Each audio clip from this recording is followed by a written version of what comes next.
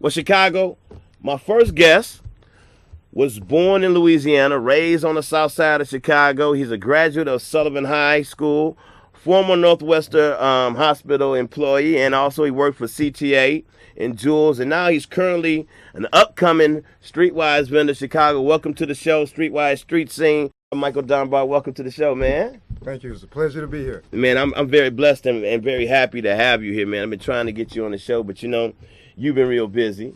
We from the South Side. Big shout out to the White Sox. Go White Sox.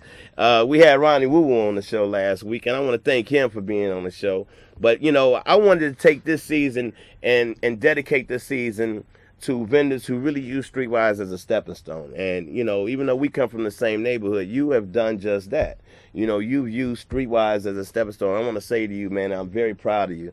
And I had to get you on the show. I talked about some of your past work experiences. You worked for CTA and Northwestern Hospital. And a lot of the people that come through our organization, they run into that wall, and they have to find a way to get back up. And if they do it right, they'll use StreetWise as that way to use it as a stepping stone. Now, how did you first get involved with StreetWise? Through a gentleman named Percy Smith. I used to be his caretaker. Okay. And he used to talk to me about going to orientation, which was held on Mondays and Thursdays at 10 o'clock. Mm-hmm. And during that time, I was just going through different trials and tribulations within my own personal life.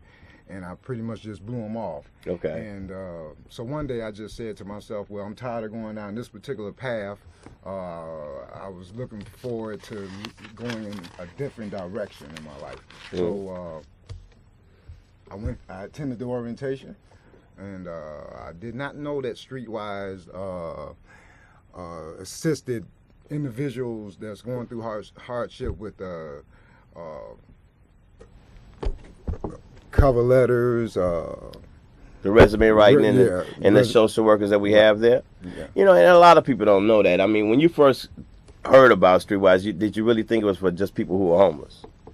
To be honest with you, be honest. Keep it real. Yeah. Okay, that's all I want. That's all we want here at StreetWise Street Scene. Because my point, to Chicago, that you learn down the line, it is just not for people who are homeless, who are people who really want to better themselves.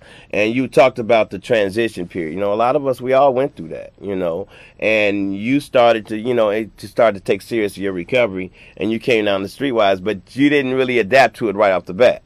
No, because at that time, like I stated earlier, I was going through my own personal issues in terms of my drug addiction at that time. Because when I first came to StreetWise, I had a problem with alcohol and other different chemicals. But then, like I said, I started to become focused. I started to look at the long-term picture. Where do I want to be a year from now? Okay. And I had set some short-term goals, and through the assistance of the social workers there at StreetWise, because at that time I was also homeless. Mm-hmm. And they connected me with this organization called Cornerstone. Okay. And from there, I stayed in a shelter, and I just became focused, and the only thing that was on my mind was getting my life back together. I'm grateful to StreetWise. When I put on the StreetWise badge, I put it on with pride, because StreetWise, the ones that have, I've been fortunate enough to have particular supporters purchased the StreetWise magazine from me. I took that money and I used it wisely. I was able to get a bus card, a 7-day bus card. I was able to get a haircut. I was able to go to different thrift stores and buy clothing so I can present myself in a positive manner out there in the public, because I didn't want everybody to think that just because you're selling StreetWise that you have to be looking a particular way. Mm-hmm. And I'm not criticizing those that are looking like they're bound down or caught up in their addiction. But we talk about those things in the orientation to catch attention in a positive way, and it's called busting and smashing stereotypes. And that's exactly what you did. You began to be more conscious about your appearance, and you worked it like a job. And by you doing that, people saw you in a different light. And they said, well, he's selling StreetWise, at least he's trying to do something for himself. And I'm very privileged to be witness to that and watching you go through that transformation. You know, your appearance and busting and smashing stereotypes. Well, how do you bust and smash those stereotypes when you out there working? Usually, I like to go to work with a positive mindset. I'm a people person by nature, so it's like it's inborn. It's something I was automatically born with, naturally.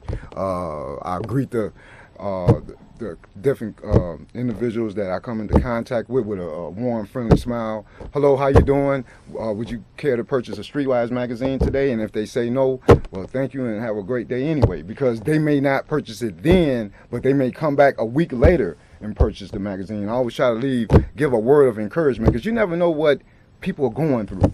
Would you consider StreetWise a real job? Yeah, okay. I would definitely consider StreetWise a real job, yes. And what would you say, or have you ever heard somebody say it while you selling StreetWise, go get a real job?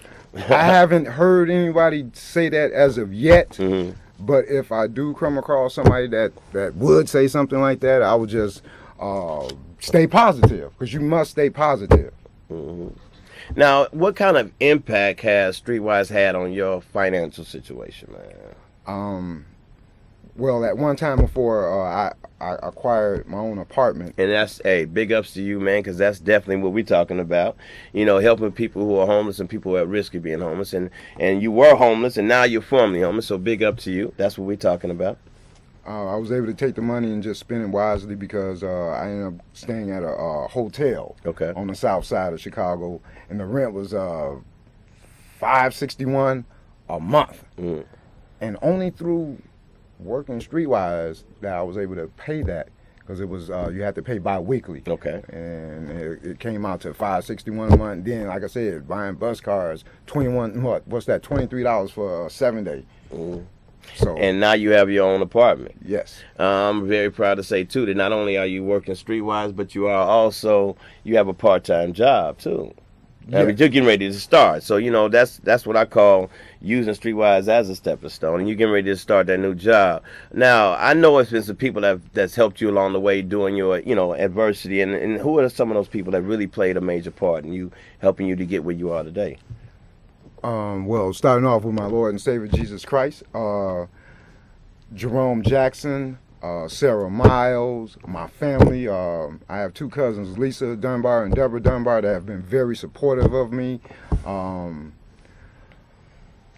It's a long list of people. A lot of my cousins. What kind of advice would you give to someone who may be watching this show and thought that they had to be homeless to sell StreetWise, and they're really looking for a job opportunity? What kind of advice would you give to them, man? My advice would be, if you're not working right now, and for whatever particular reason it may be, attend orientation. Mondays, they have them on Mondays and on Thursdays, and that will give you a start. Because you can also use that position to you can put like your resume or cover letter inside the magazine, and because you come across a lot of different people, carpenters, painters, people in corporate America, that be your way of networking. People that may be able to offer them another job, and that's positive, and you never know who's watching you. And Mike, I want to thank you for coming on the show, man. I'm glad to have you, and maybe we can do a follow-up on you, because I'm expecting a lot of great things from you, because you've definitely come a long way. I'm proud of you, my brother. Keep up the good work. Chicago, let's take the advice this brother just gave you.